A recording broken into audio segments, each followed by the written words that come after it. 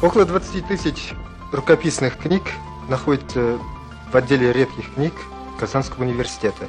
Да, мы не только храним то, что у нас было собрано веками, так сказать, до нас. Мы активно собираем рукописную книгу сейчас. Каждый год археографические экспедиции научных работников Казанского университета и студентов уезжают в самые разные сельские районы Татарии и другие районы Советского Союза.